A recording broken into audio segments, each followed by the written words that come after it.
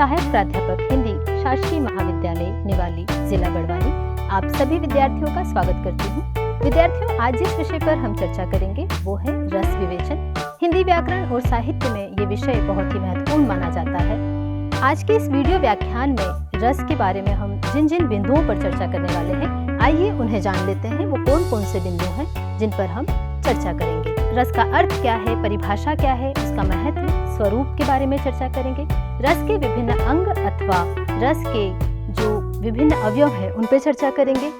रस के विभिन्न भेदों के बारे में चर्चा करेंगे। रस के प्रकारों के बारे में चर्चा करेंगे और साथ ही साथ हम रस के पर आधारित विभिन्न जो मूल्यांकन के लिए प्रश्न होंगे उस पर भी चर्चा करेंगे। तो आइए सबसे पहले तो हम ये देखेंगे कि इस वीडियो व्याख्यान को देखने सुनने के बाद आप क्या कुछ सीखेंगे। तो विद्यार्थियों, उसकी बात करते हैं कि अधिगम उद्देश्य क्या होंगे। सबसे पहले तो विद्यार्थी रस के अर्थ, रस की परिभाषा, रस के स्वरूप और महत्व से परिचित हो सकेंगे। साथ ही साथ रस सिद्धांत को आप जान पाएंगे और रस के विभिन्न अंगों को आप जान सकेंगे। रस के विभिन्न प्रकार कौन कौन से हैं या कितने तरह के रस हैं, उनकी संख्या क्या है, उसकी बात कर सकेंगे आप। साथ ही साथ जब आप साहित्य अध्ययन करेंगे तो रस की अनुभूति कैसे होती है, वो अनुभूति कर पाने में आप सक्षम हो सकेंगे। तो विद्यार्थियों, आगे चलते हैं। इस वीडियो व्याख्यान के प्रथम भाग के अंतर्गत हम देखेंगे, सबसे पहले हम बात करेंगे रस के अर्थ के बारे में। रस का जो अर्थ है उसे जानने से पहले हमें ये जान लेना चाहिए कि हम सभी मनुष्य जो हैं वो बहुत सारी हमारी अनुभूतियाँ होती हैं। हम समय समय पे बहुत सारी चीज़ों को अनुभूत करते हैं। जैसी परिस्थितियाँ होती हैं वैसी हमारी अनुभूतियाँ होती हैं। कई बार वातावरण बहुत ही सुखद होता है, सुंदर होता है तो हम खुश हो जाते हैं, लेकिन दूसरी ही ओर जब बहुत ही दुखपूर्ण वातावरण है या कोई ऐसी चीज़ है जिससे हमें ऐसा लग रहा है कि ये परिस्थितियाँ हमारे बिल्कुल विपरीत हैं, तो हम दुखी हो जाते हैं। तो इस तरीके से हम कह सकते हैं कि साहित्य जो है वो हमें बहुत सारी अनुभूतियाँ कराने का कार्य करता है। तो रस इसमें बहुत महत्वपूर्ण भूमिका निभाता है। तो अब हम जानेंगे विद्यार्थियों कि रस का अर्थ क्या है, रस की परिभाषाएं कौन कौन सी हैं। सबसे पहले हम बात करेंगे कि रस जो है उसका प्रयोग किन किन अर्थों में किया जा रहा है, किन संदर्भों में रस को हम देख रहे हैं। तो आप देखेंगे रस शब्द का प्रयोग कई सारे संदर्भों में किया जाता है। कौन कौन से अर्थ हैं, देखिए, जल, द्रव, सार, स्वाद और षड्रस। षड्रस मतलब तिक्त हो गया, मधुर हो गया या कसेला स्वाद है। इस तरीके से रस के कई सारे संदर्भों में अर्थ लिया जाता है। लेकिन विद्यार्थियों, वर्तमान संदर्भ में रस का अर्थ जो है 4 संदर्भों में लिया जा रहा है। वो 4 संदर्भ कौन कौन से हैं उनकी बात हम करेंगे। देखिए, आधुनिक संदर्भ में रस 4 संदर्भों में इसका अर्थ हम ले रहे हैं। औषधि रस मतलब वनस्पतियां जो होती हैं तरह तरह की, उनके अलग अलग उससे वनस्पतियों से प्राप्त जो रस है उसको कहते हैं हम औषधीय रस। पदार्थ रस के रूप में देखिए अम्ल और तिक्त आदि जो रस होते हैं वो। मोक्ष प्राप्ति का रस का मतलब हुआ कि मनुष्य इस सांसारिक भवबाधा से को जब पार कर लेता है या सांसारिक माया मोह के बंधनों से छूट जाता है, उसे किसी चीज़ की कोई परवाह नहीं है, वो मोक्ष प्राप्ति रस होता है जो कि भक्ति के माध्यम से प्राप्त होता है। और नंबर 4 पर देखिए साहित्यिक रस। निश्चित तौर पे जिस रस की हम बात कर रहे हैं वो साहित्यिक रस है जो कि कविता, कहानी, उपन्यास यानी साहित्य को पढ़ने से आता है।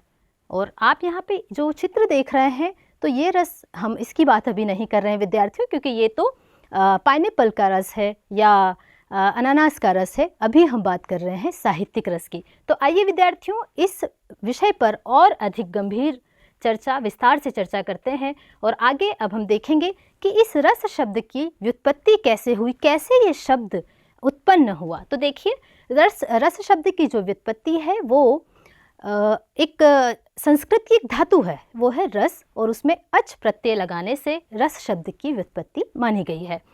अर्थात रस का अर्थ क्या हुआ?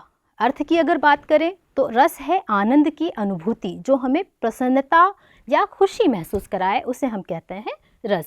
रस्यते आस्वाद्यते इति रसः, अर्थात जो आनंद की अनुभूति कराए या जिसका आस्वादन किया जा सके या जिसका स्वाद ग्रहण किया जा सके, उसे हम कहते हैं रस। सामान्य परिभाषा में अगर विद्यार्थियों रस की परिभाषा की हम बात करें या किसी परिभाषा में हमको रस को बांधना हो या 1-2 लाइन में हमको समझाना है कि रस क्या है, तो आप कह सकते हैं कि कविता, कहानी, उपन्यास, नाटक आदि को पढ़ते, सुनते या देखते समय पाठक, श्रोता अथवा दर्शक को जिस आनंद की अनुभूति होती है उसे हम रस कहते हैं। तो विद्यार्थियों, आपने रस का अर्थ और परिभाषा अच्छे से समझ लिया होगा, लेकिन फिर भी बात आती है कि रस सिद्धांत के रूप में हमारे सामने कब आया, कब इसका प्रतिपादन हुआ, वे कौन से विद्वान या आचार्य रहे जिन्होंने रस सिद्धांत या रस सूत्र का प्रतिपादन किया। तो रस सूत्र के प्रणेता माने जाने वाले आचार्य भरत मुनि, जिन्होंने रस सिद्धांत का या रस सूत्र का प्रतिपादन किया, एक सिद्धांत के रूप में रस को प्रतिस्थापित किया। देखिए, उनका ग्रंथ है, आचार्य भरत मुनि का ग्रंथ है नाट्यशास्त्र, और नाट्यशास्त्र में आचार्य भरत मुनि ने 8 रसों के बारे में बताया हुआ है, और उन्होंने एक रस सूत्र दिया है जो कि बहुत ही प्रचलित है, बहुत ही लोकप्रिय हुआ।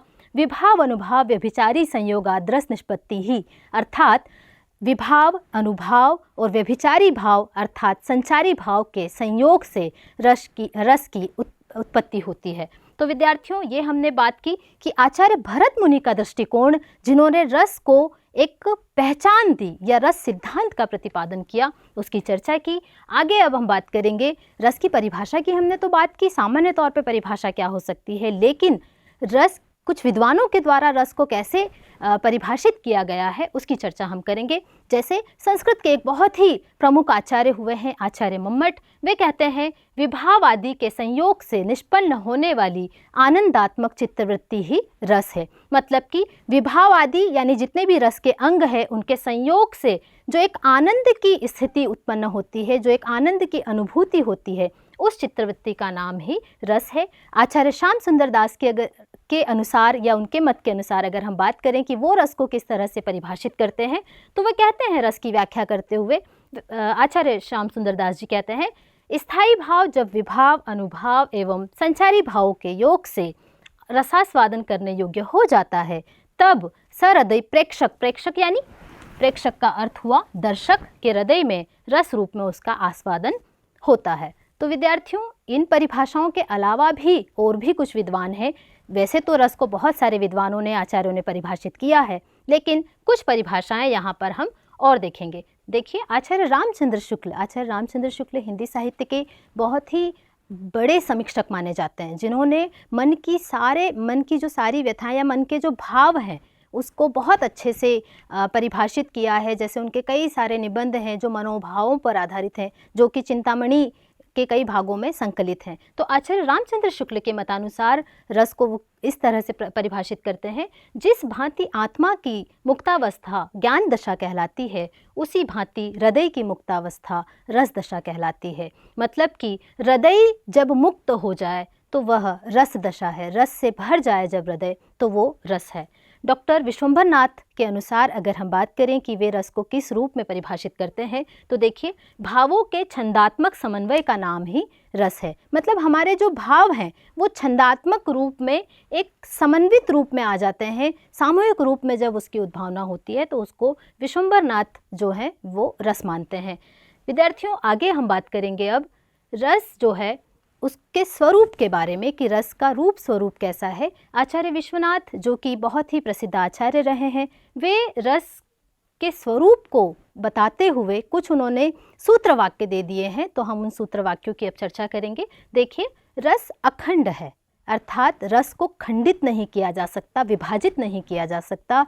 रस समग्र रूप में हमारे सामने आता है। मतलब आप ये नहीं बता सकते कि आप कितने आनंदित हैं, आपके अंदर कोई भाव जागृत हुआ है तो आप उसका तोलमोल नहीं कर सकते। जैसे मैं ये कहूँ कि मैं आज 4 किलो खुश हूँ, संभव ही नहीं है, क्योंकि भावों का कोई माप नहीं होता। तो इस तरीके से रस जो है वो अखंड है। रस स्वयं प्रकाश है, अर्थात ये अपने आप में प्रकाशमान होता है, वो है रस। साथ ही साथ रस जो है लोकोत्तर, आनंदमय एवं सर्वोपरि है। मतलब रस की जो अनुभूति है उससे ऊपर कुछ हो ही नहीं सकता। इस तरह का रस सूत्र जो है वो आचार्य विश्वनाथ देते हैं। आगे वे कहते हैं रस चिन्मय है, अर्थात यह ज्ञान स्वरूप है। रस जिसे रस की अनुभूति हो गई वो उसने शायद ज्ञान की प्राप्ति कर ली। इस तरीके से रस जो है वो चिन्मय स्वरूप है या चिन्मय है। रस विद्यांतर स्पर्श शून्य है, मतलब कि ये बाकी सारे ज्ञान के आधार पर हम इसको नहीं कह सकते कि रस जो है उसको हम दूसरे बाहरी ज्ञानों पर प्राप्त कर लेंगे, ये संभव नहीं है। आगे देखिए, रस ब्रह्मानंद सहोदर है। रस को ब्रह्मा के बराबर भले ही नहीं कहा गया, लेकिन ब्रह्मानंद सहोदर यानी कि ब्रह्मा के समान न कह के ब्रह्मा के भाई है रस। तो ये बहुत बड़ी बात है। मतलब ब्रह्म को प्राप्त कर लेने से, ईश्वर को प्राप्त कर लेने से हम जिस आनंद की अनुभूति से भरेंगे, वही आनंद की अनुभूति जब हम रस हमारे अंदर उत्पन्न होता है तो उसी तरह का आनंद हम प्राप्त करते हैं, वही अनुभूति जो है। इसीलिए आचार्य विश्वनाथ कहते हैं कि रस जो है वो ब्रह्मानंद सहोदर है, ब्रह्मा के भाई हैं। साथ ही साथ रस लोकोत्तर चमत्कार प्राण है, यानी जो लौकिक जगत है उससे बिल्कुल भिन्न है ये रस। इसको आप किसी परिभाषा में, या हम कहें कि इसको बांध नहीं सकते आप कि आप कितना अंदर से आनंदित है। तो उस तरह का चमत्कार प्राण जो है वो रस आपको करवाता है। साथ ही साथ रस अपने आकार में अभिन्न रूप में आस्वादित किया जाता है, किसी भिन्न रूप में नहीं, ये अभिन्न रूप में ही आस्वादित यानी इसका आनंद हम ले सकते हैं। विद्यार्थियों, आगे रस के महत्व पर हम चर्चा करेंगे। निश्चित तौर पे अभी तक हमने जितनी चर्चा की उससे आपको इस बात का अंदाज़ा हो गया होगा कि किस तरीके से रस प्राचीन समय से लेके आधुनिक संदर्भों में उसके कई सारे अर्थ, और उन अर्थों में कहीं न कहीं रस का जो महत्व है वो हमें दिखाई देता है। रस का महत्व बताते हुए आचार्य भरत मुनि, जिन्होंने नाट्यशास्त्र लिखा है, जिन्होंने रस सिद्धांत दिया है, वे क्या कहते हैं देखिए, न ही रसादृते कश्चिदप्यर्थ प्रवर्तते। ये नाट्यशास्त्र के छठे भाग में दी हुई परिभाषा है, अर्थात रस के बिना किसी भी अर्थ की अभिव्यक्ति नहीं की जा सकती। मतलब यदि रस नहीं हो तो आप किसी तरह का अर्थ का प्रतिपादन नहीं कर सकते, अभिव्यक्ति नहीं कर सकते। इसी के साथ आचार्य भरत मुनि जो है वो रस को काव्य की आत्मा मानते हैं, अर्थात जिस प्रकार से यदि हमारे शरीर में विद्यार्थियों प्राण नहीं हो, आत्मा नहीं हो, तो हमारा शरीर जो है वो निरर्थक हो जाएगा, शरीर का कोई महत्व नहीं रह जाता। ठीक उसी तरह से यदि काव्य में अर्थात साहित्य में रस न हो तो साहित्य, प्राण उसमें होंगे ही नहीं, आत्मा होगी ही नहीं, तो उस साहित्य का कोई महत्व नहीं रह जाएगा। इसलिए आचार्य भरत मुनि कहते हैं रस जो है वो कैसा है, साहित्य की आत्मा है, साहित्य का प्राण है, काव्य की आत्मा कहा गया है रस को। आगे देखिए विद्यार्थियों, साहित्य दर्पण नामक ग्रंथ की रचना करने वाले 14वीं शताब्दी के एक प्रसिद्ध संस्कृत आचार्य हुए हैं आचार्य विश्वनाथ, जिनकी चर्चा हमने पहले भी की थी। आचार्य विश्वनाथ के अनुसार वे कहते हैं रस को परिभाषित करते हुए या रस का महत्व बताते हुए कि वाक्यम रसात्मकम काव्यम, अर्थात रस युक्त वाक्य ही काव्य है। यानी काव्य या साहित्य हम उसे ही मानेंगे जिसमें रस हो, आनंद की अनुभूति कराने का सामर्थ्य हो। अर्थात सामर्थ्य नहीं है यदि आनंद की अनुभूति कराने का तो वो रस नहीं माना जाएगा। 17वीं शताब्दी के बहुत ही प्रसिद्ध आचार्य हुए हैं आचार्य पंडित राज जगन्नाथ। वे भी रस के महत्व को प्रतिपादित करते हुए बहुत ही सुंदर एक सूत्र वाक्य उन्होंने दिया है, रमणीयार्थ प्रतिपादकः शब्दः काव्यम, अर्थात कि रमणीय अर्थ का प्रतिपादन कराने वाले शब्द ही काव्य हैं। यानी कि साहित्य वही माना जाएगा जिसका अर्थ रमणीय हो, सुंदर हो, सुखद अनुभूति कराने वाला हो। तो इस तरीके से विद्यार्थियों हमने रस के महत्व के बारे में बात की, और आपने देखे ये कुछ सूत्र वाक्य आपको याद रखने हैं, जैसे वाक्यम रसात्मकम काव्यम हुआ या रमणीयार्थ प्रतिपादकः शब्दः काव्यम, ये बहुत ही महत्वपूर्ण हो जाता है। आगे चलते हैं विद्यार्थियों, रस के अंगों पर हम बात करते हैं। रस के अंग यानी रस के अवयव भी हम इसे कह सकते हैं। और विद्यार्थियों आप सभी ये जानते होंगे कि मनुष्य का जो शरीर है, जैसे हमारे लिए आँखें जितनी ज़रूरी हैं उतने ही ज़रूरी हमारे कान हैं या मुख है या हाथ है ना। हम बिना किसी भी एक अंग की यदि कमी हो जाए तो मनुष्य का शरीर संपूर्ण नहीं माना जाएगा। ठीक उसी तरह से रस के कुछ अंग हैं, कुछ अवयव हैं, कुछ भाग है, और कोई एक भाग नहीं होता तो हम उसे रस को पूर्णता के रूप में फिर हम नहीं ले पाएंगे। तो वे रस के कौन कौन से अंग हैं, तो देखिए सबसे पहले है स्थायी भाव, कि स्थायी भाव क्या होते हैं। पर इससे पहले हम देखें कि रस का दूसरा अंग क्या है, विभाव, अनुभाव, व्यभिचारी भाव या संचारी भाव। व्यभिचारी भाव को संचारी भाव भी कहा जाता है। विद्यार्थियों हम एक एक भाव के बारे में, या रस के जो 4 अंग है, स्थायी भाव, विभाव, अनुभाव और संचारी भाव जिसे कि हम व्यभिचारी भाव भी कहते हैं, तो इनको विस्तार से अब हम समझेंगे कि स्थायी भाव क्या है। तो देखिए रस के अंग में सबसे महत्वपूर्ण होता है स्थायी भाव। जैसा कि विद्यार्थियों नाम से ही स्पष्ट है, स्थायी रूप से जो मानव हृदय में, मानव मन में विद्यमान होते हैं। अर्थात कि यदि ये स्थायी भाव मानव मन में स्थायी रूप से विद्यमान है, मूल रूप में विद्यमान है, और जैसे ही इन्हें आवश्यक परिस्थितियां और परिवेश मिलता है तो ये जागृत हो जाते हैं। एक उदाहरण से मैं आपको समझाना चाहूँगी। जैसे आप अच्छे से बैठे हुए हैं और अचानक से आपके सामने सांप आ जाए तो आप डर जाएंगे कि अरे ये क्या हो गया। तो आपके मन में भय का जो भाव था, डर का जो भाव था, वो पहले से विद्यमान था स्थायी रूप से। जैसे ही आपने सांप को देखा आप डर गए। तो ये है स्थायी भाव जो स्थायी रूप से विद्यमान होते हैं। स्थायी भावों की संख्या कितनी मानी गई है? तो मूल रूप से शुरुआती दौर में आचार्य भरत मुनि नाट्यशास्त्र में 8 रसों की व्याख्या करते हैं, तो उन्होंने 8 रस माने हैं और 8 उसके स्थायी भाव माने हैं। लेकिन धीरे धीरे फिर अभिनव गुप्त ने 9वां रस माना, शांत रस, और उसका जो स्थायी भाव है शांत का निर्वेद या वैराग्य। और फिर आधुनिक युग में 2 और रस उसमें जुड़े, वात्सल्य और भक्ति रस, और उनके भी स्थायी भाव। इस तरह से वर्तमान में 11। अब देखेंगे हम कि स्थायी भाव कौन कौन से हैं। तो देखिए विद्यार्थियों, सबसे पहले है रति नामक स्थायी भाव, जिसका अर्थ होता है प्रेम, और इसका रस कौन सा है? श्रृंगार रस। हास नामक स्थायी भाव है, जिसका रस है हास्य। क्रोध नामक स्थायी भाव, सभी को क्रोध आता है ना, पर थोड़ा सा कम करना चाहिए, ऐसा कहा जाता है। तो विद्यार्थियों सभी अपने क्रोध पर काबू रखें। और अभी फिलहाल हम समझते हैं कि क्रोध नामक स्थायी भाव का रस है रौद्र रस। शोक यानी जब हम दुखी हो जाते हैं तो वो करुण रस। उत्साह वीर रस। आश्चर्य या विस्मय अद्भुत रस के लिए। जुगुप्सा या घृणा जो स्थायी भाव है वो है विभत्स रस के लिए। भय नामक स्थायी भाव का जो रस है वो है भयानक रस। निर्वेद या वैराग्य अभी हमने चर्चा की थी, शांत रस का स्थायी भाव है।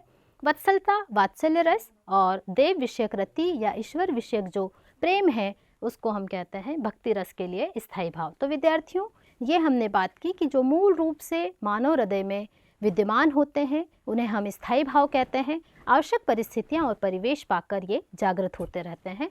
आगे अब हम चर्चा करेंगे विभाव के बारे में। विद्यार्थियों ये बहुत ही महत्वपूर्ण है। हम आप सभी जानते हैं कि किसी भी कार्य को करते हैं जब हम, तो कोई ना कोई कारण होता है, कोई उसके पीछे एक उद्देश्य होता है। जैसे आप बिना उद्देश्य के कोई काम नहीं करेंगे। जैसे आपको कह दिया जाए आपको एक प्रतियोगिता में भाग लेना है, तो आपका सबसे पहला सवाल होगा क्यों भाग लेना है, क्या कारण है।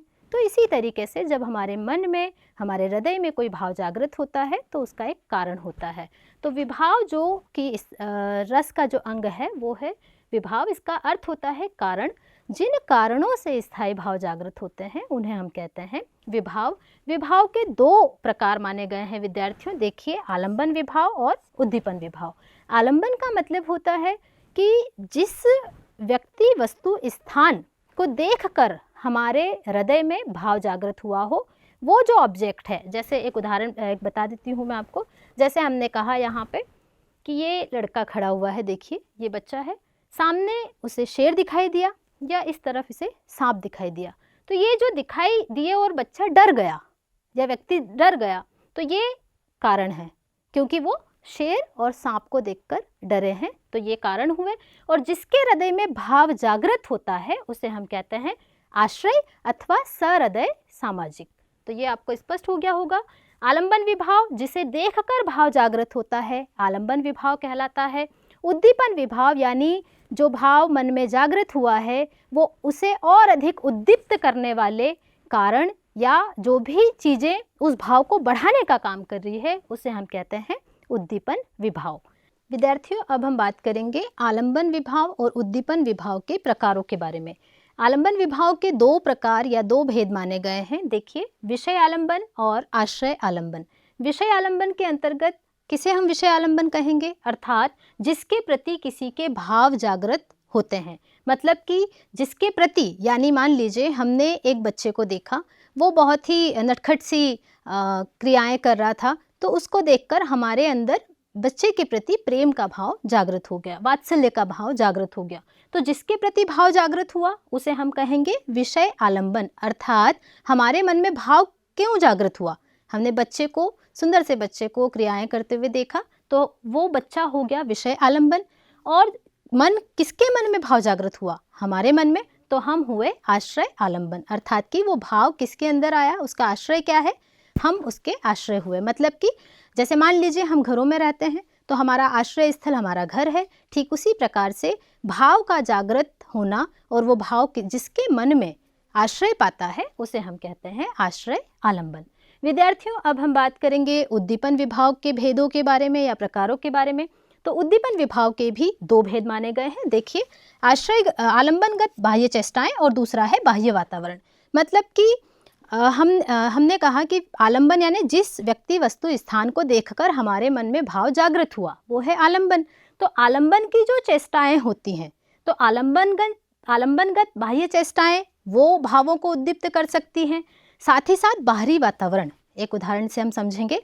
जैसे मान लीजिए हमारे सामने एक शेर आ गया, तो शेर को जब हमने देखा और शेर की जो चेष्टाएं होंगी, मतलब वो दहाड़ेगा, आंखें बड़ी बड़ी करेगा, तो हमारे मन में डर का भाव और अधिक उद्दीप्त होगा और अधिक बढ़ेगा।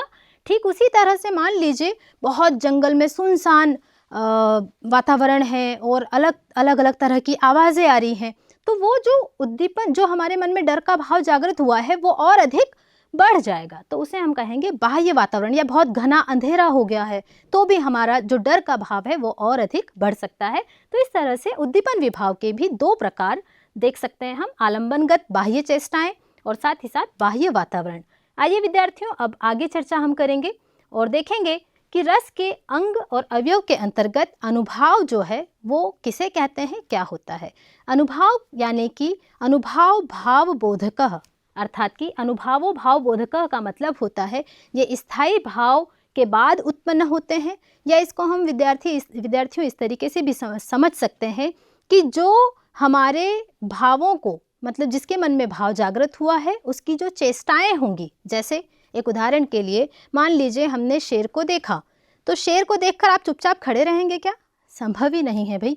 जैसे ही शेर हमारे सामने आएगा तो हम या तो हमारे आँखों से अपने आप आंसू निकलने लगेंगे या हम किसी को आवाज़ देंगे। कई बार हम बोलना चाह रहे हैं लेकिन बोल नहीं पा रहे हैं, या ये हुआ कि हम कांपने लगेंगे। तो ये सब जो क्रियाएं होंगी, मतलब आश्रय की जो क्रियाएं हैं वो कहलाएंगी अनुभाव। क्योंकि सीधी सी बात है, हमारे काया में, हमारी वेशभूषा में, हमारे मन मस्तिष्क में कुछ ना कुछ भाव चलेगा ना कोई भाव जागृत होंगे, कोई क्रियाएं होंगी। हम चुपचाप तो खड़े नहीं रहेंगे यदि हमारे अंदर भाव जागृत हुआ है। तो ये जो भावों का बोध कराने वाले कारण होते हैं उसे हम अनुभाव कहते हैं। या ये कह सकते हैं कि जिसके मन में भाव जागृत हुआ है उसकी क्या क्रियाएं होती हैं, वो क्रियाएं अनुभाव कहलाती है। विद्यार्थियों, अनुभाव के 4 भेद बताए गए हैं, 4 प्रकार माने गए हैं। देखिए, कायिक जो कि आंगिक होते हैं यानी काया से संबंधित है ना। फिर है वाचिक यानी चित्त में मानसिक रूप से जो अंतर आ रहा है। आहार्य यानी कि हमारी वेशभूषा में जो परिवर्तन आता है उसे कहते हैं आहार्य अनुभाव। और नंबर 4 है सात्विक अनुभाव। सात्विक अनुभाव का मतलब होता है जो सहज रूप से उत्पन्न हो जाते हैं, जिन पर हमारा वश नहीं होता, उसके लिए हमें प्रयास नहीं करने होते, उन्हें हम कहते हैं सात्विक अनुभाव। विद्यार्थियों ध्यान रखिएगा, सात्विक अनुभाव हमेशा पूछे जाते हैं और ये बहुत ही महत्वपूर्ण होते हैं। सबसे पहली बात आ जाती है कि सात्विक अनुभाव कितने होते हैं, तो आपको याद रखना है कि सात्विक अनुभावों की संख्या 8 मानी गई है। देख लीजिए कौन कौन से हैं वो। सबसे पहले है स्तंभ यानी बिल्कुल जड़ हो जाना। मान लीजिए आपके सामने एकदम से शेर आ गया, सांप आ गया, तो आप क्या करेंगे? एकदम खंबे जैसे जड़ हो जाएंगे, आपको समझ ही नहीं आएगा कि क्या करना है क्या नहीं करना है। तो स्तंभ। स्वेद, पसीने छूटेंगे अपने आप। पसीने के लिए आपको अलग से प्रयास करने की आवश्यकता नहीं है। शेर को देख लीजिए, सांप को देख लीजिए, पसीना छूटने लगता है, हाथ पैर फूलने लगते हैं, तो स्वेद हुआ। रोमांच, रोंगटे खड़े हो जाते हैं हमारे डर के मारे या जो भी भाव है, तो रोमांचित हो जाना ये भी एक सात्विक भाव है। स्वर भंग होना, आप कई बार कुछ बोलना चाह रहे हैं पर आप बोल नहीं पाते, आपका स्वर जो है, आपकी आवाज़ जो बीच बीच में टूटती है, स्वर भंग होना। गला सूखना। बेपधु यानी कंपन, आप खड़े खड़े कांपने लगते हैं, आपका वश ही नहीं होता, आप कांप रहे हैं क्योंकि आपने सामने कुछ ऐसी भयावह व्यक्ति वस्तु स्थान देख लिया है। वैवर्ण, वैवर्ण का मतलब है रंग उड़ जाना। कभी कभी हम देखते हैं ना कि हमारा चेहरा फीका पड़ गया है, चेहरे के हाव भाव रंग सब उड़ चुका है, वो होता है वैवर्ण। अश्रु, अपने आप अश्रुधारा बहने लगती है, आंसू बहने लगते हैं। हम हमारा उस पर कोई वश नहीं होता, यानी सात्विक अनुभव सायास होते हैं, अपने आप उत्पन्न होते हैं। और 8वां सात्विक भाव है प्रलय, यानी मूर्छित हो जाना। जब बहुत ही भयावह स्थिति है तो आप मूर्छा खा के बेहोश होके गिर जाते हैं। तो विद्यार्थियों, रस के अंग के अंतर्गत हमने बात की अनुभावों की। 4 होते हैं, कायिक, वाचिक, आहार्य और सात्विक अनुभव। सात्विक अनुभवों की संख्या कितनी मानी गई है? 8 मानी गई है। आगे चलते हैं। रस के अंग अनुभव जो अभी हमने चर्चा की, उसको आप एक सूत्र के द्वारा भी याद रख सकते हैं। वो सूत्र वाक्य है, स्तंभ, स्वेद, रोमांच, स्वरभंग, कंप, वैवर्ण, अश्रु, प्रलय, यह 8 है सात्विक भाव सुवर्ण। इसके द्वारा आप इन सात्विक भावों के नामों को याद रख सकते हैं। विद्यार्थियों, रस के अंग के अंतर्गत, अवयवों के अंतर्गत अब हम बात करेंगे संचारी भावों की। तो देखिए, सबसे पहले तो आपको याद रखना है, संचारी भावों को व्यभिचारी भाव भी कहा जाता है। मतलब कि ये पानी के बुलबुले के समान होते हैं, एक पल उठते हैं, दूसरे पल खत्म हो जाते हैं। पानी के बुलबुले होते हैं ना, एक पल उठे, दूसरी पल खत्म हो गए। या समुद्र की जो लहरें होती हैं, एकदम एक पल आती हैं, दूसरी तरफ धीमी पड़ जाती हैं। तो ये होते हैं संचारी भाव। और संचारी भाव क्षणभंगुर होते हैं, तुरंत उठते हैं, तुरंत बैठ जाते हैं, खत्म हो जाते हैं। जैसे ईर्ष्या का भाव, किसी से ईर्ष्या हुई, तुरंत ईर्ष्या खत्म हो जाएगी। कई बार हम निराश होते हैं, फिर से हमारे अंदर प्रेरणा आ जाती है। मतलब ये भाव है व्यभिचारी भाव। और ये भाव जो हैं सभी रसों में संचरण करते हैं। अब हम आगे बात करेंगे संचारी भाव के अलग अलग जो भेद बताए हैं आचार्य रामचंद्र शुक्ल ने। देखिए, सुखात्मक जो सुख की अनुभूति कराते हैं, हर्ष जैसा भाव हो गया। दुखात्मक दुख की अनुभूति कराते हैं, निराशा जैसा भाव हो सकता है। उभयात्मक भाव हो सकता है, उभयात्मक मतलब जो सुख और दुख दोनों की अनुभूति कराता है। और उदासीन भाव भी हो सकते हैं। विद्यार्थियों, अब हम बात करेंगे संचारी भाव के जो अलग अलग कौन कौन से संचारी भाव होते हैं। तो वो संख्या जो है 33 है। आप देख सकते हैं वो संचारी भाव कौन कौन से हैं। सबसे पहले है हर्ष यानी आनंद या प्रसन्नता, फिर है विषाद यानी दुख और निराशा का भाव। फिर उसके बाद हम बात करें तो ये देखिए, अगला जो भाव है वो है त्रास या भय, व्रीड़ा, ग्लानि, चिंता, शंका, असूया यानी ईर्ष्या का भाव, अमर्ष यानी निंदा। फिर उसके बाद है मोह, फिर आता है गर्व, औत्सुक्य यानी जिज्ञासा या असहनीय जो दशा होती है, उग्रता का भाव हो सकता है। चपलता यानी चंचलता या चित्त की अस्थिरता होती है। दैन्य यानी कि एकदम लाचारी या अवसाद का जो भाव होता है वो जड़ता यानी बिल्कुल मूर्छा या उदासीनता का भाव। आवेग यानी घबराहट जो होती है वो भी एक संचारी भाव है। निर्वेद है निराशा का भाव जब आता है।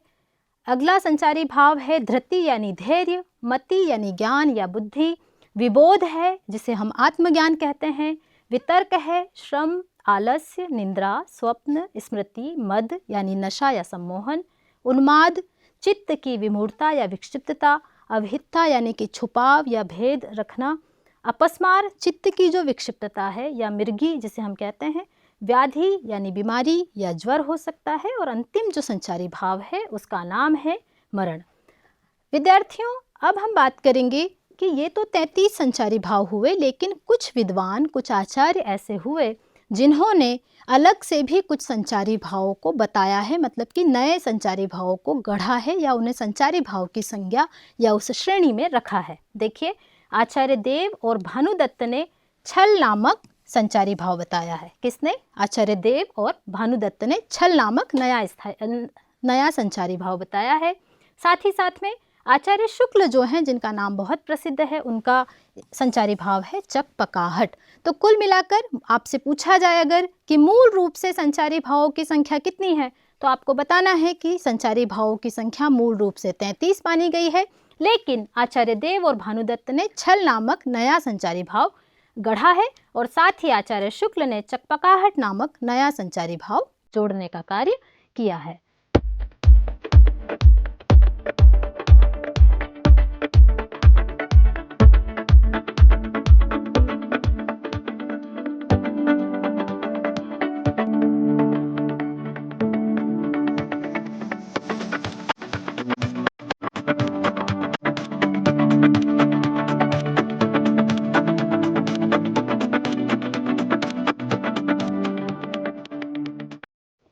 आगे हम मूल्यांकन के कुछ प्रश्न देखेंगे। देखते हैं अब आपने जो पढ़ा उसे आप कितना समझ पाए हैं। प्रश्न क्रमांक 1 देखिए, रस सिद्धांत का प्रतिपादन किसने किया है? ऑप्शंस देखिए, आचार्य रामचंद्र शुक्ल, आचार्य भरत मुनि, आचार्य शंकुक, इनमें से कोई नहीं। अंदाज़ा लगाइए, अभी तक आपने पढ़ा, सही उत्तर बता सकते हैं आप। चलिए जान लेते हैं सही उत्तर क्या है। आचार्य भरत मुनि। विद्यार्थियों, रस सिद्धांत का प्रतिपादन या रस सिद्धांत के प्रणेता आचार्य भरत मुनि माने जाते हैं, जिन्होंने नाट्यशास्त्र नामक ग्रंथ की रचना की है और उसी में रसों की व्याख्या की है। तो आप सही उत्तर जान गए होंगे, रस सिद्धांत का प्रतिपादन आचार्य भरत मुनि ने किया है। अगला प्रश्न देखते हैं विद्यार्थियों, और अगले प्रश्न के अंतर्गत आप देखें, रस के अंग या अवयवों की संख्या कितनी मानी गई है? विकल्प देख लीजिए, 2, 4, 5, 8। ये तो आपको पता ही होगा। जी हाँ, जिन्हें नहीं पता है आइए बता देते हैं। रस के अवयवों की संख्या 4 है। आप सभी को पता है कौन कौन से 4 हैं, वो कौन कौन से हैं देख लीजिए। रस के अंग विभाव, अनुभाव, संचारी भाव और जो मानव हृदय में स्थायी रूप से विद्यमान होते हैं उन्हें हम कहते हैं स्थायी भाव। तो विद्यार्थियों, ये रस के 4 अंग माने गए हैं। विद्यार्थियों, रस विवेचन के अंतर्गत अब हम बात करेंगे भाग 2 के बारे में। तो देखते हैं रस विवेचन भाग 2, जिसमें हम रस के विभिन्न भेद यानी कि रस के प्रकारों को विस्तार पूर्वक उदाहरण सहित समझेंगे।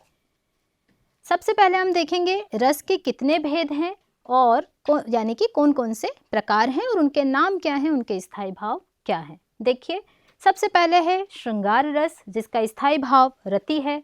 दूसरा है हास्य रस, जिसका स्थायी भाव हंसी का भाव या हास है। करुण रस, जिसका स्थायी भाव शोक या दुख का भाव है। अगला देखिए रौद्र रस यानी क्रोध का भाव। वीर रस उत्साह नामक स्थायी भाव है इसका। भयानक रस भय या डर का भाव जो है। विभत्स का जुगुप्सा या घृणा इसका स्थायी भाव। अद्भुत रस यानी कि आश्चर्य या हम कह सकते हैं विस्मय। शांत रस यानी कि निर्वेद या वैराग्य का भाव है। संसार के प्रति निस्सारता मोह खत्म हो जाना, उसे कहते हैं वैराग्य। तो ये कुल हो गए 9। मूल रूप से रसों की संख्या 9 मानी गई है। आचार्य भरत मुनि के अनुसार रसों की संख्या 8 मानी गई है। अभिनव गुप्त जी ने 9वां रस दिया शांत रस, और वर्तमान में आचार्य विश्वनाथ ने वात्सल्य रस को 10वें रस के रूप में मान्यता प्रदान की। वहीं 11वें रस के रूप में भक्ति रस को रूप गोस्वामी जी ने मान्यता प्रदान की। इस तरह से हम कह सकते हैं कि वर्तमान समय में इन सभी संख्याओं को अगर मिला लिया जाए, भरत मुनि जी के अनुसार 8, फिर एक 9वां रस अभिनव गुप्त जी ने जोड़ा, 10वां विश्वनाथ जी ने वात्सल्य रस को जोड़ा और रूप गोस्वामी जी ने 11वें रस के रूप में भक्ति रस को जोड़ा। तो वर्तमान में ये संख्या 11 हो जाती है। लेकिन आपसे पूछा जाता है कि मूल रूप से रसों की संख्या आचार्य भरत मुनि के अनुसार 8 है। अभिनव गुप्त जी ने कौन सा रस जोड़ा? तो शांत रस। तो इस तरीके से ये कुल 11 रस, उनके स्थायी भाव हमने देखे। विद्यार्थियों, अब हम देख सकते हैं, आप लोग ये देखेंगे कि इस चित्र के माध्यम से सारे जो 9 रस हैं मुख्य रूप से, उनको आप देख सकते हैं कि किस तरह से श्रृंगार रस में श्रृंगार का वर्णन इस चित्र में है। करुण यानी जो दुख का जो भाव है वो आप देख सकते हैं इस चित्र में। भयानक रस में भय यानी डर का भाव दिख रहा है इस चित्र में। वीर रस में उत्साह का भाव जो है आप देख पा रहे होंगे इस चित्र में। अद्भुत यानी आश्चर्य जो है वो प्रकट किया जा रहा है इस चित्र के माध्यम से। हंसी का भाव, हास्य जब प्रकट होता है तो इस चित्र में हंसी का भाव देख सकते हैं। विभत्स यानी कोई आपने घृणित वस्तु देख ली है, घृणित दृश्य देख लिया है, तो विभत्स नामक भाव इस चित्र में आपको दिखाई देगा। शांत, बिल्कुल मन प्रसन्न चित्त है, शांत है, संसार के किसी तरह का आपको मोह नहीं है, सब कुछ अच्छा है, तो शांत रस इस चित्र से दिखाई देता है। और रौद्र, जब आप किसी परिस्थिति या किसी व्यक्ति के कुछ ऐसा कह देने से जो आपको अपमानजनक स्थिति में डालता है तो आप क्रोधित होंगे, आपके मन का क्रोध जो है वो जागेगा। तो रौद्र रस की ये छवि आप यहाँ पर देख सकते हैं। एक एक रस के बारे में जानेंगे। सबसे पहले हम बात करेंगे श्रृंगार रस की, जिसका स्थायी भाव रति या प्रेम है। और देखिए, श्रृंगार रस की परिभाषा की अगर हम बात करें तो जहाँ पर नायक नायिका के मिलन या प्रकृति के सौंदर्य, नायक नायिका का सौंदर्य भी हो सकता है, प्राकृतिक सौंदर्य भी हो सकता है, सभी तरह के सौंदर्य का चित्रण, सौंदर्य का वर्णन जहाँ हो वहाँ पर हम कहते हैं कि श्रृंगार रस होता है। और नाट्य शास्त्र में भगवान विष्णु को श्रृंगार रस का अधिष्ठाता देवता माना गया है। श्रृंगार रस के दो भेद माने गए हैं, लेकिन इससे पहले हम जान लेंगे कि श्रृंगार रस को रसराज या रसपति भी माना गया है, अर्थात ये सभी रसों के राजा हैं। तो श्रृंगार रस जो कि सभी रसों के राजा हैं, इस श्रृंगार रस के कितने भेद हैं? तो विद्यार्थियों, दो भेद माने गए हैं श्रृंगार रस के, संयोग श्रृंगार और वियोग श्रृंगार। वियोग श्रृंगार को विप्रलंब श्रृंगार भी कहते हैं। संयोग श्रृंगार की परिभाषा की अगर बात करें तो जहाँ पर नायक नायिका के मिलन की स्थिति का चित्रण हो, नायक नायिका के मिलन वाली स्थिति हो, वहाँ पर संयोग श्रृंगार होता है। संयोग श्रृंगार का एक बहुत ही सुंदर सा उदाहरण है, देखिए तुलसीदास जी द्वारा रचित रामचरितमानस, जो कि एक बहुत ही प्रसिद्ध महाकाव्य है, उसकी पंक्तियां हैं। और तुलसीदास जी क्या कहते हैं? राम जी और माता सीता जी के सौंदर्य का, संयोग का यहाँ पर वर्णन मिलता है। देखिए पंक्तियां, राम को रूप निहारती जानकी, कंकण के नग की परछाई, याते सबे सुधि भूल गई, करटे की रही पल टारती नहीं। तुलसीदास जी यहाँ पर वर्णन करते हुए कहते हैं कि माता सीता जो हैं वो अपने कंकण के नगों की परछाई में राम जी के रूप और सौंदर्य को निहार रही है, और वो राम जी के सौंदर्य को निहारने में उसमें इतना मगन हो जाती हैं कि वो ये बात भूल जाती हैं कि आसपास क्या चल रहा है क्या नहीं। बिल्कुल वो कर टेके हुए हैं, हाथ टेक के बिना पलक झपकाए निरंतर राम जी के सौंदर्य को निहार रही है। तो ये संयोग श्रृंगार का बहुत ही सुंदर उदाहरण हम कह सकते हैं विद्यार्थियों। माता सीता जी और भगवान श्री राम जी के संयोग का, मिलन का जो चित्रण है वो यहाँ पर किया गया है। श्रृंगार रस के अंतर्गत जो संयोग श्रृंगार है उसका एक और उदाहरण हम देख सकते हैं। रीतिकालीन बहुत ही प्रसिद्ध कवि हुए हैं तुलसीदास जी, जो कि बहुत ही सुंदर दोहे बिहारी सत्सई में इन्होंने लिखे हैं। एक सुंदर सा उदाहरण देखिए संयोग श्रृंगार का। भगवान कृष्ण की लीलाओं का हर कोई जो है प्रेमी होता है, भगवान कृष्ण की लीलाएं सभी को पसंद है। जो राधा जी हैं वो तो प्रेम दीवानी थी ही कृष्ण के प्रेम में, लेकिन गोपिकाएं जो होती हैं वो भी कृष्ण की लीलाओं की बड़ी कायल थी, बहुत ही पसंद करती थी कृष्ण की लीलाओं का। तो कृष्ण जी की बातों का आनंद लेने के लिए गोपिकाएं एक चीज़ सोचती हैं कि कृष्ण हमेशा बांसुरी बजाते रहते हैं, तो क्यों ना इनकी बांसुरी को ही हम छुपा के रख लेते हैं। तो वे बांसुरी को छुपा लेती हैं, और कृष्ण जी जब बांसुरी मांगते हैं तो वो नट जाती हैं, नहीं देती हैं, सौगंध भी खा लेती है। और इस बात को बहुत ही सुंदर सी पंक्तियों में जो है बिहारी जी ने देखिए यहाँ पर चित्रण उसका किया है। बतरस लालच लाल की मुरली धरी लुकाए, सोह करे बोहनी हंसे देन कहे नट जाए। कि देने को कहती हैं तो वो बांसुरी नहीं देती है, और बातों का आनंद लेने के लिए कृष्ण की बांसुरी को गोपिकाएं छुपा लेती है। तो यहाँ पर संयोग श्रृंगार का बहुत ही सुंदर चित्रण जो है हुआ है इस दोहे में। आगे बढ़ते हैं विद्यार्थियों, और अब हम बात करेंगे श्रृंगार रस के दूसरे भेद यानी प्रकार की, वियोग श्रृंगार की। इसका जो दूसरा नाम है वो है विप्रलंब श्रृंगार, अर्थात कि यहाँ पर वियोग की स्थिति होती है, जहाँ पर नायक नायिका के वियोग का यानी कि दूर होने, बिछुड़ने के बाद जो स्थिति होती है दुखपूर्ण, उसका वर्णन जहाँ किया जाता है उसे हम कहते हैं वियोग श्रृंगार। और वियोग श्रृंगार को देखिए, उदाहरण अगर हम देखें सूरदास जी का बहुत ही सुंदर सा उदाहरण यहाँ पर है। बिनु गोपाल बैरिन भई कुंजे, तब ये लता लागती यति शीतल, अब भय विषम ज्वाल की पूंजे। अर्थात बिना गोपाल के, कृष्ण के चले जाने पर ये जो लताएं हैं, ये जो बगीचा है, ये जो सुंदर है, जो हमें सुखद अनुभूति देती थी जब कृष्ण के साथ, लेकिन कृष्ण के चले जाने के बाद क्या हो रहा है कि ये सब जो लता कुंज, जो पेड़ पौधे जो सुखद अनुभूतियाँ दे रहे थे, वो सब हमें विषम ज्वाला की तरह लग रहे हैं और हमें हमारे दुख को और अधिक बढ़ा रहे हैं। तो इस तरीके से वियोग श्रृंगार, जब नायक नायिका के बिछुड़ने से जो वियोग की स्थिति बनती है उसे हम कहते हैं वियोग श्रृंगार। और यहाँ पर हमने उदाहरण देखा।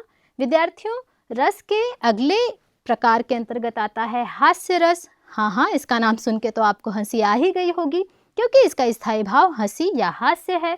जब कहीं भी कोई अटपटी वस्तु आप देख लेते हैं या हास्यास्पद स्थिति देख लेते हैं, तो इस तरीके से कोई ऐसी वेशभूषा आपको दिखाई दे गई जो बिल्कुल अटपटी सी लग रही है, तो आपको हंसी आ जाती है और आप चाह के भी अपनी हंसी रोक नहीं पाते हैं। वहाँ पर होता है हास्य रस। तो देखिए, हास्य रस का बहुत ही सुंदर सा उदाहरण आप देख पा रहे होंगे। बंदर ने कहा बंदरिया से, चलो नहाए गंग, बच्चों को घर में छोड़ेंगे, करने दो हुड़दंग। तो इस तरीके से हंसी आए बिना कोई रोक ही नहीं सकता। साथ ही साथ एक अन्य उदाहरण की अगर हम बात करें तो देखिए, मैं महावीर हूँ, पापड़ को तोड़ सकता हूँ, गुस्सा आ जाए तो कागज़ को मोड़ सकता हूँ या कागज़ को मरोड़ सकता हूँ। मतलब भाई इतने महावीर भी किस काम के जो कि कागज़ को ही मोड़ पाए, तो हंसी तो आ ही जाती है। तो विद्यार्थियों, ये हमने हास्य रस की बात की, और जो हमें हंसी का भाव जगा दे, हास्य का भाव जगा दे हमारे मन में, उसे हम कहते हैं, उस वर्णन को हम कहते हैं हास्य रस। अगले रस की अगर हम बात करें, बिल्कुल हास्य के एक तरह से विपरीत हो जाता है करुण रस, जिसका स्थायी भाव है शोक या दुख का भाव।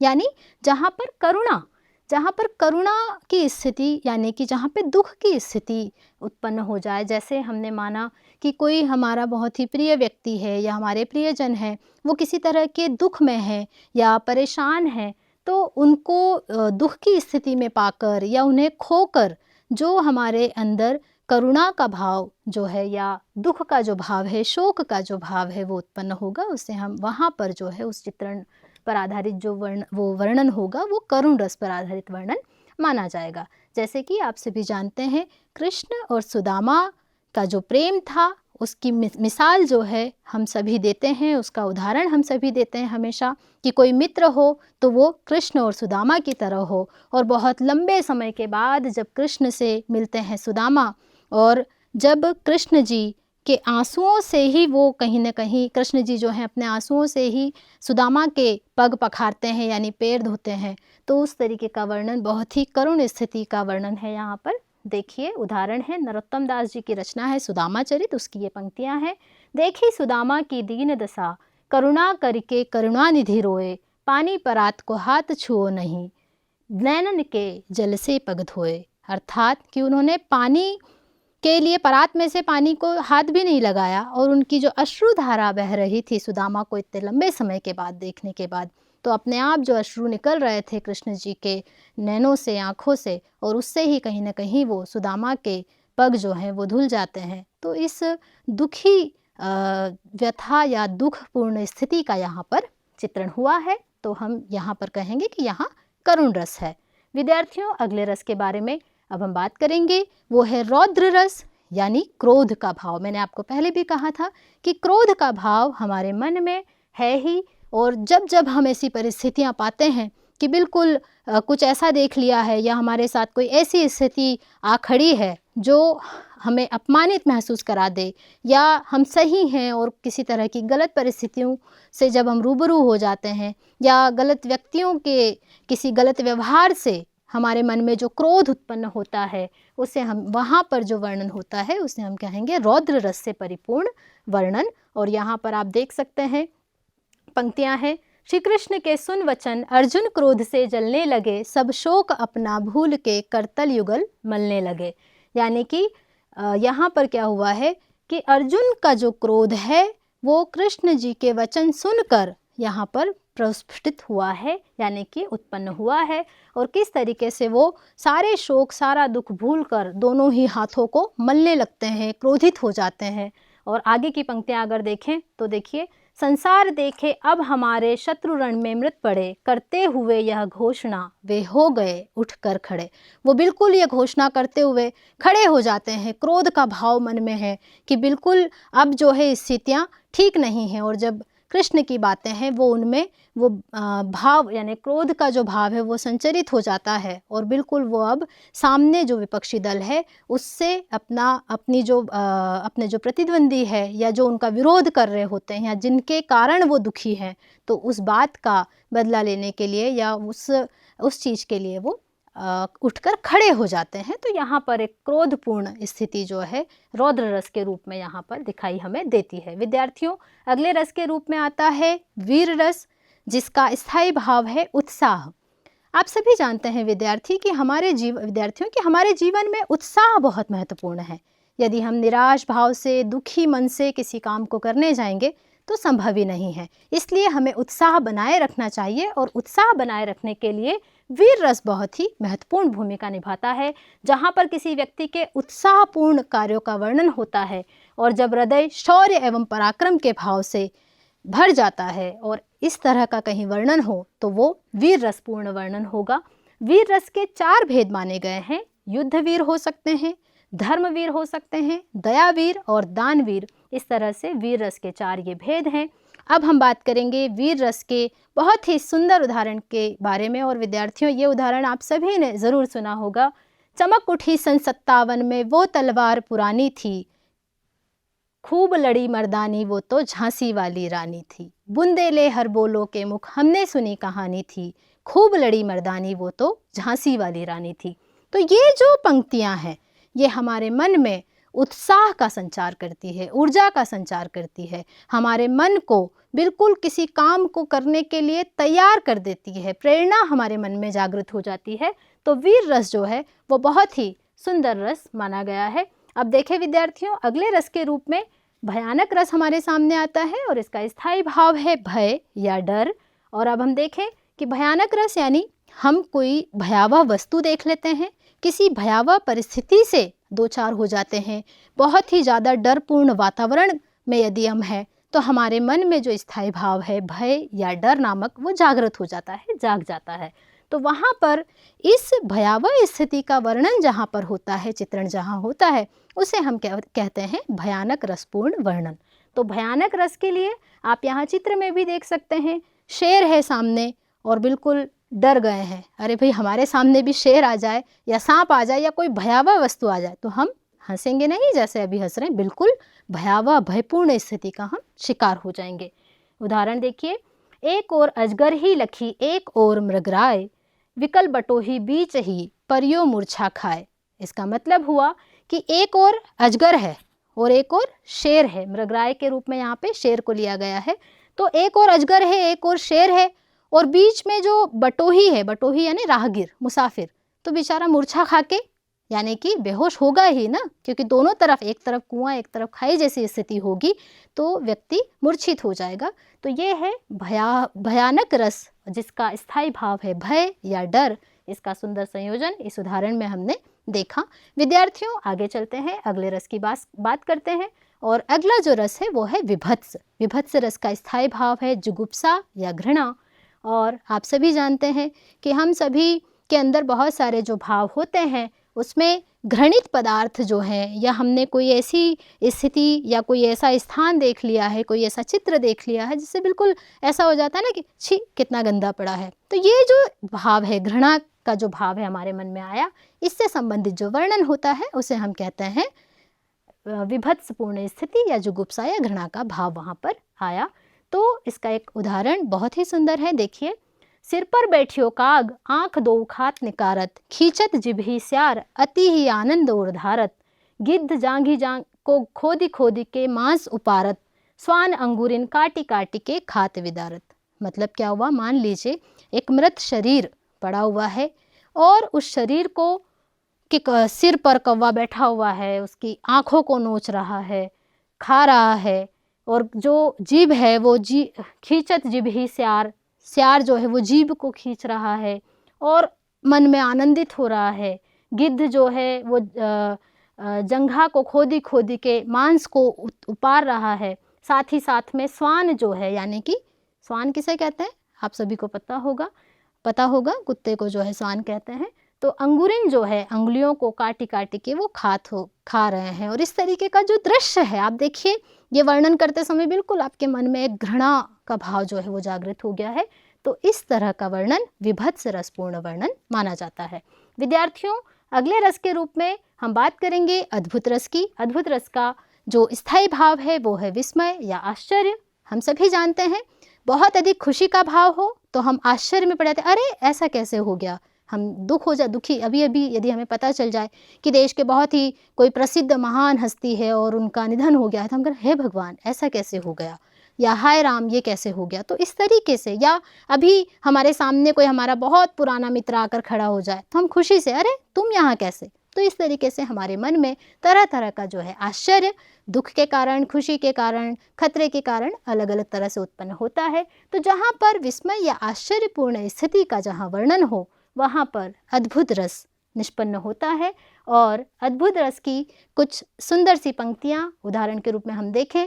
बिनु पद चलई सुने बिनु काना, कर बिनु कर्म करे विधि नाना, आनन रहित सकल रस भोगी, बिनु बानी बक्ता बड़ जोगी। मतलब ब्रह्म है या ईश्वर की एक सत्ता है जो बिनु पद चले, बिना पैरों के चल रहे हैं, बिना कानों के सुन रहे हैं, उनके हाथ है ही नहीं फिर भी तरह तरह के कार्य वो कर रहे हैं, आनंद यानी मुख है ही नहीं फिर भी वो सकल रसों का भोग ले रहे हैं, और बिनु बानी बक्ता बड़ जोगी यानी उनके पास वाणी नहीं है फिर भी बहुत सारी बातों का वो जो है वर्णन कर रहे हैं। तो ऐसा तो संभव ही नहीं है कि बिना हाथ पैर काम के कोई काम कर रहा है, बिना वाणी के कोई बोल पा रहा है। तो ये एक आश्चर्य है ना, ऐसी स्थिति हमारे सामने भी आती है तो आश्चर्य उत्पन्न होगा। तो ये आश्चर्यजनक स्थिति का जहाँ पर वर्णन हो वहाँ पर होता है अद्भुत रस। एक उदाहरण के रूप में इस चित्र को भी आप देख सकते हैं। कृष्ण जी जब गोवर्धन पर्वत अपनी उंगली पर उठा लेते हैं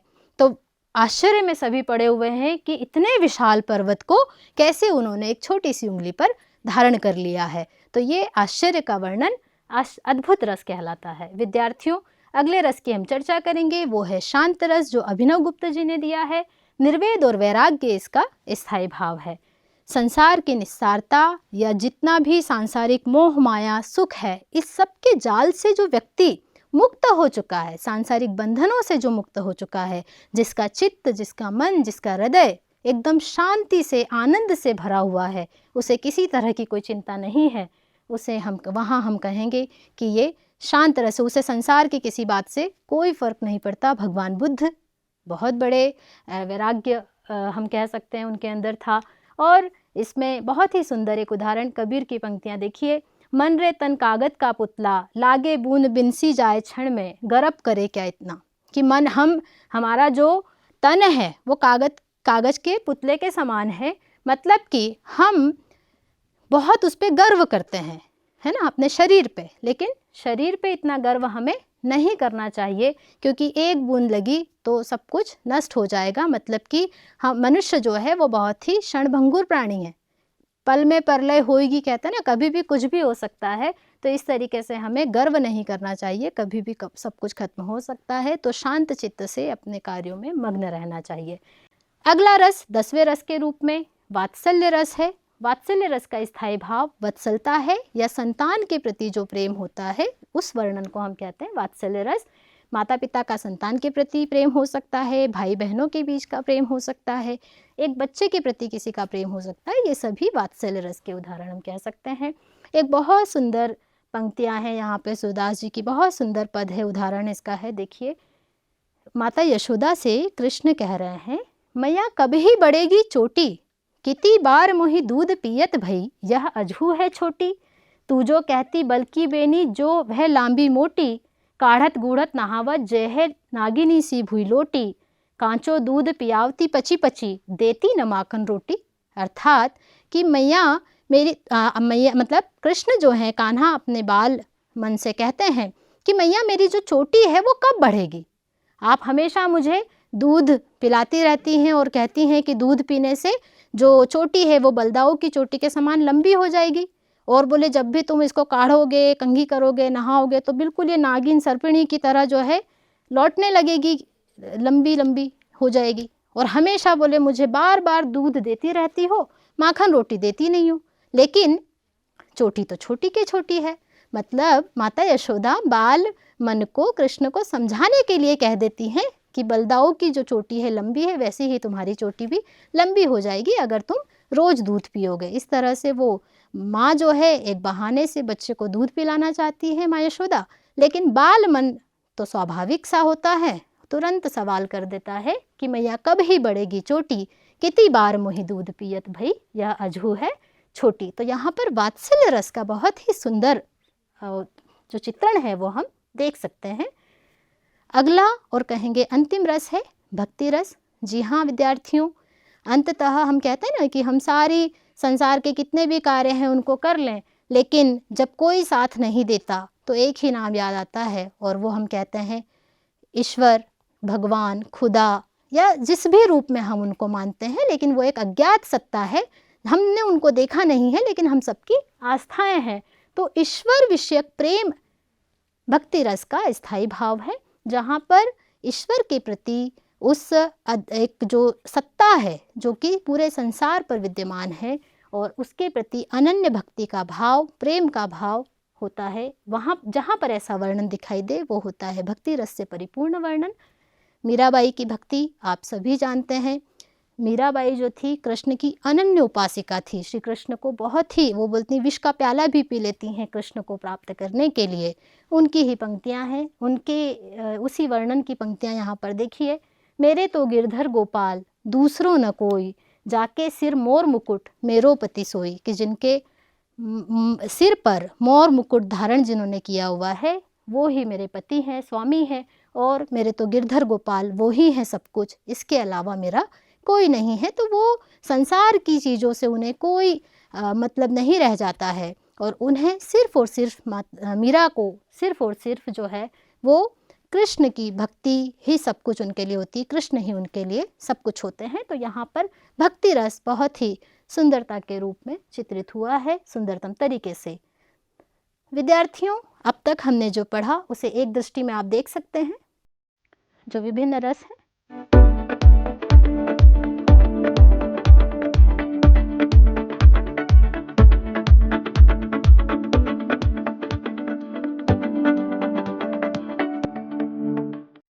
मूल्यांकन के लिए कुछ प्रश्न देखेंगे। प्रश्न क्रमांक 1 देखिए, 9 रसों में से कौन सा रस रसराज कहलाता है? तो हमने पढ़ा था, इसके विकल्प देखिए, वीर रस, शांत रस, श्रृंगार रस या भयानक रस। उत्तर देखेंगे, आप सभी को पता होगा, श्रृंगार रस। 9 रसों में आचार्य भरत मुनि ने श्रृंगार रस को रसराज माना है, अर्थात रसों का राजा माना हुआ है। और मैंने आपको एक चीज़ और यहाँ पे मैं बताना चाहूँगी कि कवि भवभूति हुए हैं जिन्होंने करुण रस को रसराज माना है, लेकिन हम भरत मुनि के अनुसार मान रहे हैं क्योंकि उन्होंने ही रस सिद्धांत दिया है, रस सूत्र का प्रतिपादन किया है। तो आचार्य भरत मुनि के अनुसार श्रृंगार रस रसों के राजा हैं, रसराज हैं। अगला प्रश्न देखेंगे विद्यार्थियों, प्रश्न क्रमांक 2 है, श्रृंगार रस के कितने रूप यानी भेद माने गए हैं? आप सभी ने उत्तर सोच लिया होगा। विकल्प देखिए, 5, 4, 2, 1। श्रृंगार रस के कितने भेद हैं? 2 भेद हैं, संयोग श्रृंगार, वियोग श्रृंगार। वियोग श्रृंगार को विप्रलंब श्रृंगार भी कहते हैं। जहाँ नायक नायिका के मिलन की स्थिति होती है वहाँ होता है संयोग श्रृंगार। जहाँ पर नायक नायिका के बिछुड़ने की या दूर होने की स्थिति का वर्णन होता है वहाँ होता है वियोग श्रृंगार रसपूर्ण वर्णन। विद्यार्थियों, अगर आप इस विषय पर और अधिक अध्ययन करना चाहते हैं, आगे और अधिक पढ़ना चाहते हैं विस्तार के साथ, तो कुछ पुस्तकें संदर्भ रूप में यहाँ पर दी गई हैं, आप इनसे पढ़ सकते हैं। कुछ वेबसाइट्स हैं जिनका उपयोग करके आप बहुत सारा अध्ययन गहनता के साथ कर सकते हैं। और इस वीडियो व्याख्यान से मुझे ऐसी आशा है कि आप सभी ने बहुत कुछ सीखा होगा। बहुत धैर्यपूर्वक आपने इस वीडियो व्याख्यान को देखा सुना। बहुत बहुत धन्यवाद।